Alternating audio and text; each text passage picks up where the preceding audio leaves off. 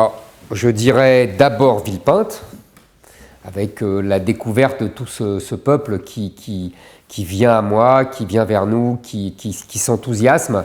C'était la première, vraiment la première rencontre, et puis le Parti Reconquête qui naît dans la foulée, si j'ose dire. Le deuxième grand moment, ce fut sans doute Cannes.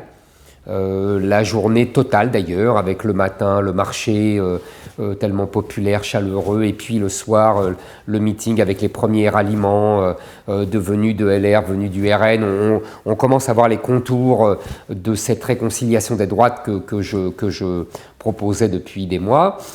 Ensuite, le Mont-Saint-Michel, parce que c'était quand même un endroit magnifique. On a vraiment parlé pour l'histoire, on a évoqué même une certaine spiritualité. J'étais assez fier d'être là, devant ce site sublime.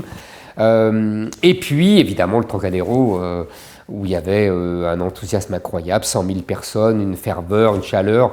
Franchement, ça a été l'événement de cette campagne, ce meeting du Trocadéro. Personne n'a fait mieux et personne ne fera mieux d'ici là.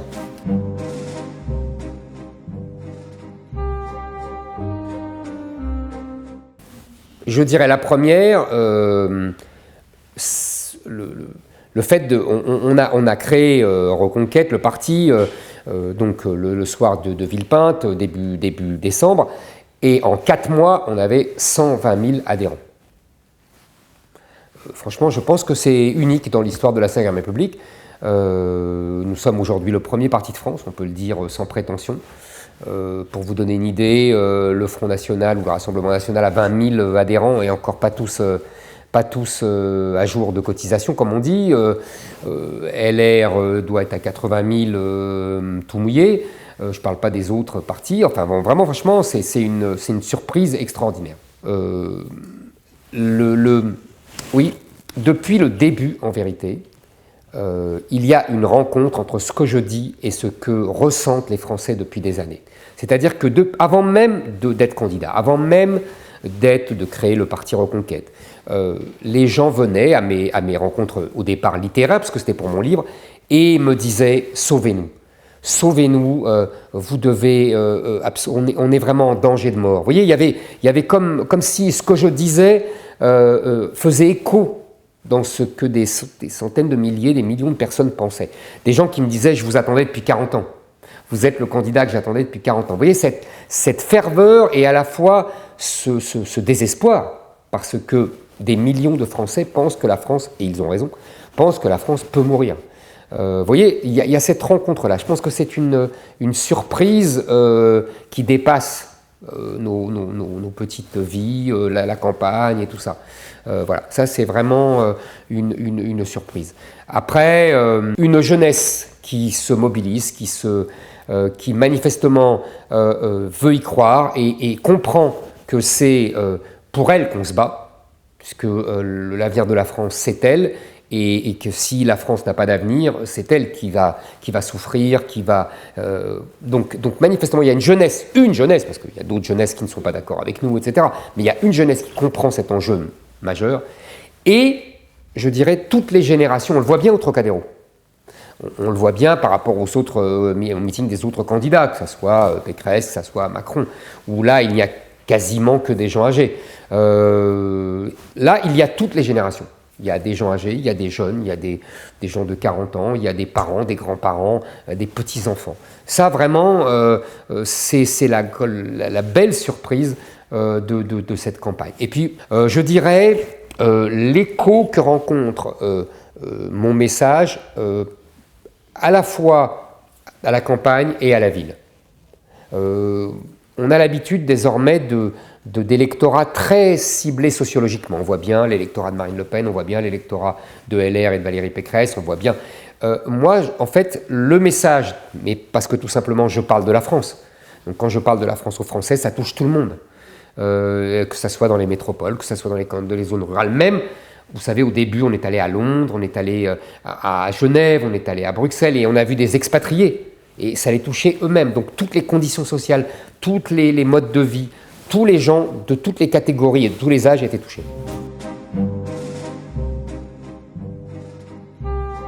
Ah oui, il y en a toujours dans une campagne. Le premier regret, ça a été cette histoire vraiment injuste et stupide, cette polémique imbécile et cruelle sur les handicapés. J'ai mis plusieurs jours à me faire comprendre, à faire comprendre aux gens que je ne les avais pas ni insultés, ni menacés, ni que sais-je encore. D'ailleurs, beaucoup ont compris, après plusieurs jours, que, effectivement, quand je critiquais l'inclusion à tout prix, je ne voulais pas chasser leurs enfants handicapés des établissements ordinaires, mais au contraire, permettre à ceux qui ne pouvaient pas suivre dans les établissements ordinaires d'aller dans les établissements spécialisés. Ça a été vraiment être pris comme ça dans une polémique qu'on n'attend pas, stupide, incompréhensible. Enfin, ça, c'est une première chose. Je dirais le deuxième... comment vous dire ça ? Le deuxième regret, c'est de ne pas avoir pu partout parler avec les gens. Quand on était harcelé par les Antifa à Marseille, vous voyez, ou dans d'autres endroits, on ne pouvait pas évoquer sérieusement, on ne pouvait pas discuter, on ne pouvait pas démocratiquement converser. Ça, c'est assez pénible. Et en plus, de voir qu'on nous accuse de violence, alors que la violence est toujours contre nous. Les Antifa, c'est contre nous, les militants GZ ou militants de ma campagne qui se font agresser par des types d'extrême gauche, c'est contre nous. Vous voyez, cette violence qui est en permanence contre nous, alors qu'elle nous est attribuée. C'est très injuste et c'est agaçant. Quoi d'autre vous voyez, je n'ai pas tant de regrets que ça. Non. Il y a des choses que vous feriez différemment ? Non, il y a des sujets qu'on n'a pas assez abordés. Et alors, c'est en partie de ma faute, c'est en partie aussi de la faute des autres. Par exemple, moi, j'aurais aimé parler plus d'école. Parce que je pense qu'il nous faut absolument la restauration indispensable de notre école. Qui vraiment s'est effondré depuis 40 ans, et ce sont les jeunes générations qui le payent cruellement. Et on n'a pas pu assez en parler, on n'a pas pu montrer que nous avions un grand plan de restauration de l'école avec le retour des méthodes traditionnelles, avec l'amour de la France, du roman national, des grands textes littéraires, du lire, écrire, compter tout bêtement, et de la transmission des savoirs. Vous voyez, je pense que ça, c'est vraiment dommage qu'on n'ait pas pu davantage en parler.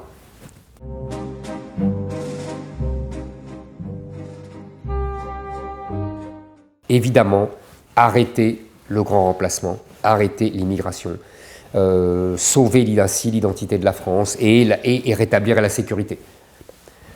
Vraiment, c'est le thème majeur de ma campagne, ça ne vous étonnera pas. La deuxième ambition, c'est arrêter ce que j'appellerais le grand appauvrissement des Français, en réduisant massivement les taxes, en réduisant massivement les impôts.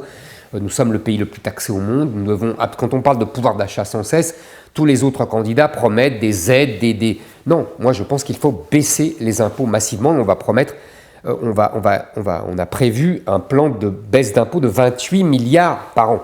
C'est énorme. Ensuite, je dirais arrêter le grand déclassement, pour reprendre un peu cette terminologie, c'est-à-dire le grand déclassement qui est dû, je l'ai dit, à l'effondrement de l'école et à la désindustrialisation. Donc, rétablir une école digne de ce nom et rétablir une industrie qui va permettre de payer mieux les gens, de payer avec des meilleurs salaires, avec une meilleure promotion sociale, de produire nous-mêmes des produits qu'on ne fabrique plus en France et dont on est dépendant. Donc vous voyez, ces trois arrêter le grand remplacement, arrêter le grand déclassement, arrêter le grand appauvrissement, c'est les trois thèmes majeurs, et ainsi, la grande ambition, c'est restaurer une espèce de rêve français, d'ambition française, que la France reste la France, quoi, selon le slogan qu'on a finalement répondu partout.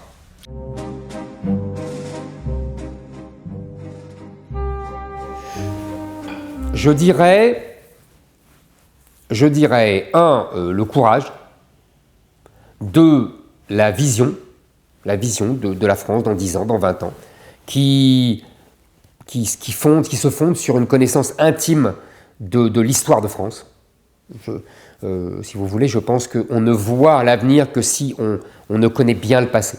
Parce que les situations ne se reproduisent pas, évidemment, mais à l'identique. Mais il y a des constantes dans l'humanité, il y a des constantes dans l'histoire de France. Et si on ne connaît pas cette histoire de France, on ne voit pas venir les événements et on ne peut pas prévoir.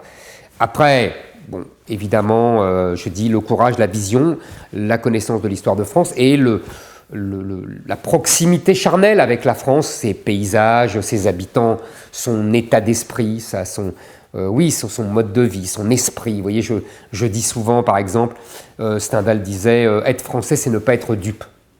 C'est très français, vous voyez, cette volonté de jouer avec les événements, de comprendre à demi-mot ce qui se dit. Et puis la beauté des paysages, la beauté des monuments. Vous voyez, être en phase charnellement avec la France.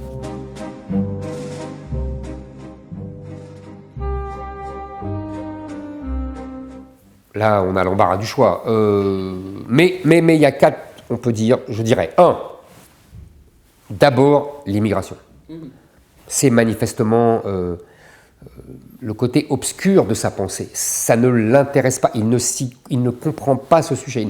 L'identité de la France est pour lui quelque chose qui n'existe pas, qu'il ignore manifestement. Pour lui, les êtres humains sont interchangeables. Il n'y a pas de peuple. Il n'y a que des consommateurs, des producteurs, des gens qui échangent sur un grand marché.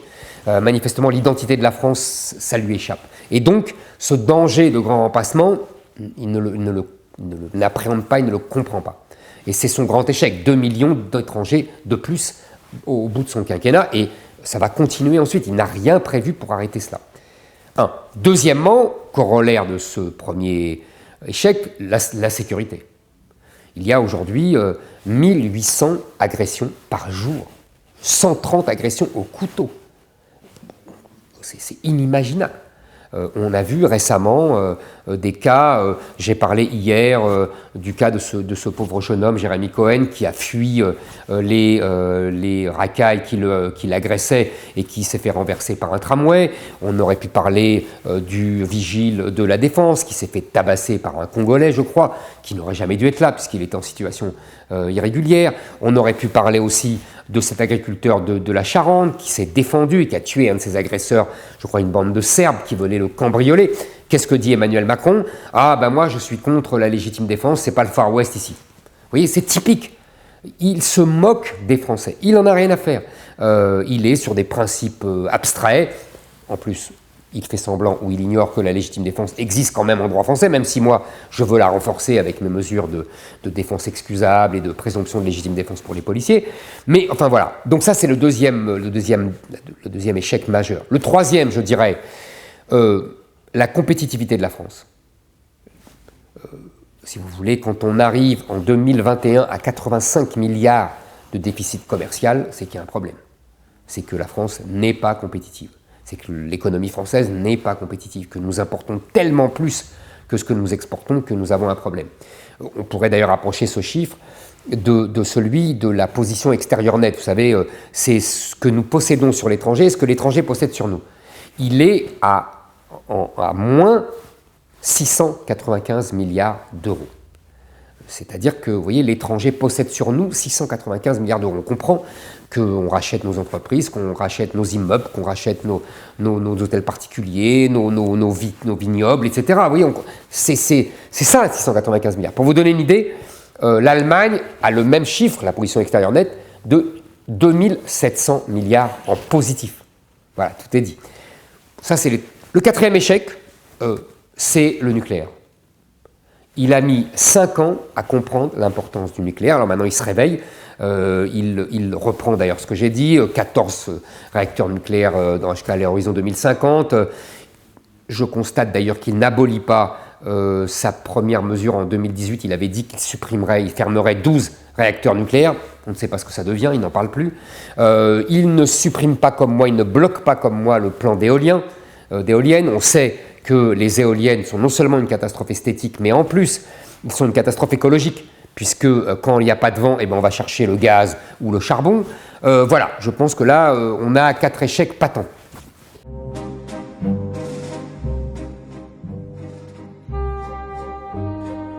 Alors c'est vrai que c'était un sacré rythme. Je savais que ça serait cela parce que en tant que journaliste politique, j'avais suivi des sacrés candidats. Quand on suit Jacques Chirac, vous savez, on est épuisé à la fin de la journée.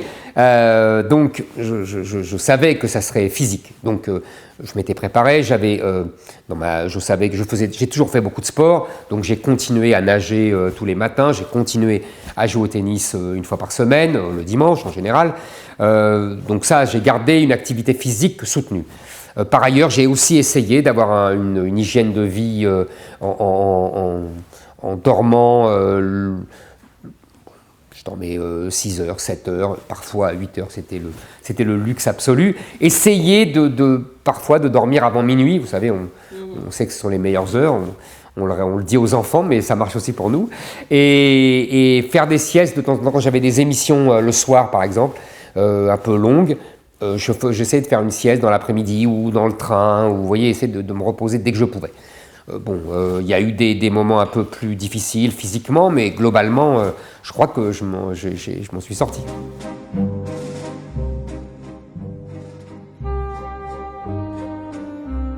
Ah, je pense que là, il faut des mesures symboliques. J'ai dit hier à la télévision que je recevrais le père et la famille de ce pauvre Jérémy Cohen pour montrer que désormais la sécurité serait au cœur de mon projet.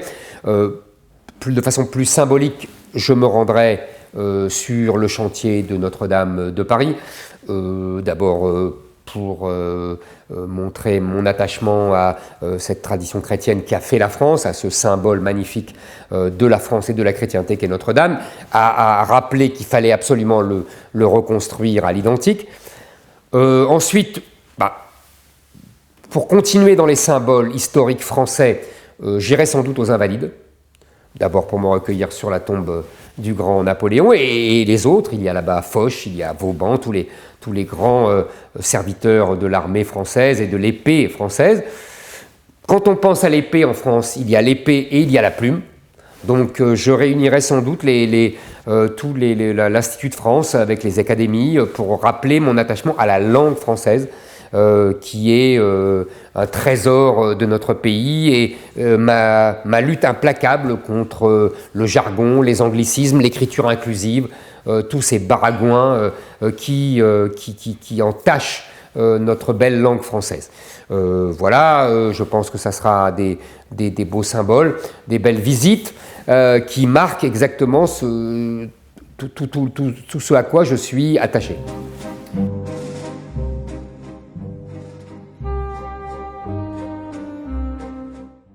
Politiquement, je pense que je suis le candidat qui fera la réconciliation des droites, qui mènera la réconciliation des droites, qui mènera le rassemblement des droites.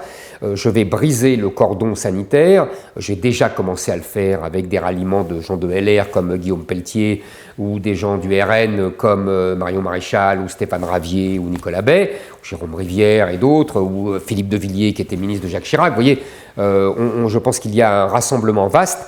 Je vais continuer, donc les mains tendues après, c'est évidemment les gens qui ont déjà annoncé qu'ils appelleraient à voter pour moi si j'étais au second tour, c'est-à-dire Éric Ciotti, c'est-à-dire François-Xavier Bellamy, d'autres qui le feront, je pense, je suppose, comme Nadine Morano.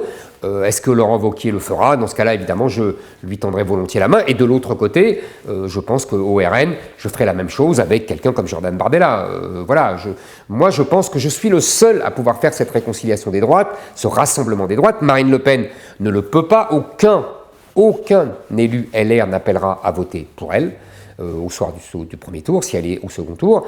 Et Valérie Pécresse ne le veut pas, ne le souhaite pas, car elle est dans la lignée chiracienne du cordon sanitaire et de la stricte séparation avec cet électorat du RN qui a été ostracisé injustement. Président du Conseil de la Cour européenne des droits de l'homme, ça détricote les lois sur l'immigration, par exemple. Un exemple. Depuis 2012, il n'y a plus de délit pour les clandestins. Ce n'est plus un délit que d'être clandestin. Moi, je le rétablirai. Ça, c'est des mesures par exemple, pour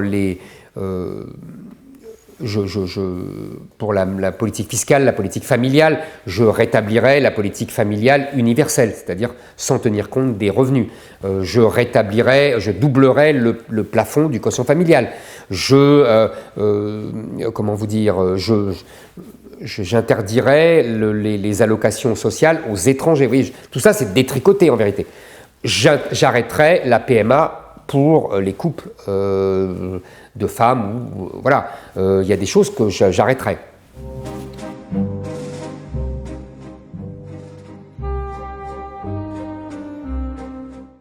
Bonne question.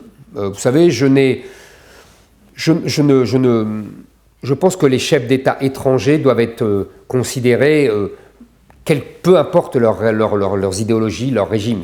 La France ne doit pas s'attacher au régime, elle doit s'attacher au pays, aux relations entre États, et peu importe les idéologies, sinon on parlerait à pas grand monde, à part les sociodémocrates scandinaves. Voilà, donc est-ce que je me sens pas proche spécialement de tel ou tel chef d'État. J'essaie de me sentir proche de chefs d'État français dans le passé que j'admire. Alors dites-nous. C'est facile. Évidemment, le général de Gaulle, évidemment Napoléon, évidemment les grands ministres de la monarchie comme Richelieu et Colbert, évidemment d'autres présidents comme Georges Pompidou. Qui, avec le recul, s'est avéré un très grand président. Après, il y a des choses plus partagées, c'est-à-dire qu'il y a des choses que j'ai beaucoup aimées chez Nicolas Sarkozy, d'autres que je n'ai pas aimées. Il y a des choses que j'ai aimées chez Valéry Giscard d'Estaing, d'autres que je n'ai pas aimées. Il y a même chez François Mitterrand des choses, par exemple le goût pour la littérature, vous voyez, le goût pour l'histoire, le respect de la longue tradition française millénaire. Et puis voilà, donc après, avec des chefs d'État du passé, c'est toujours plus délicat.